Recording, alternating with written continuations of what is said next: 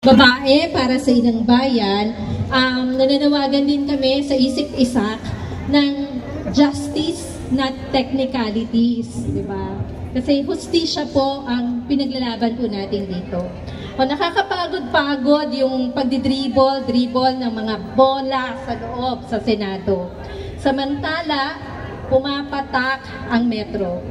Sa bawat oras, bawat minuto, at bawat segundo na dinadakdak ng mga senator judges dyan sa loob ng Senado, ang taong bayan, ang mga kababaihan ay gumagastos sa pamamagitan ng ating buwis.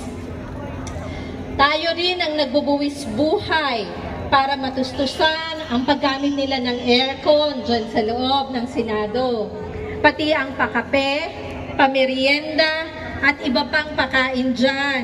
Binabayaran po ng buwis natin yan. 3,000 daw, sabi ni Lolo. Okay. Isang buwan? Okay. Alam nyo ba kung magkano ang patahi sa mga namumulang robe na suot nila? Sana naman ay hindi namumula rin ang score nila sa atin. Pumasang-awa man lang sana sila. Kami ang mga babae para sa Inang Bayan. Kami ang biba.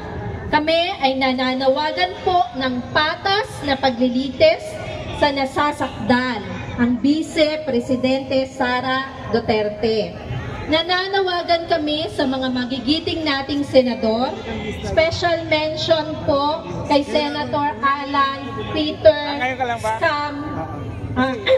Scram. Yan po yung middle name niya. Scram.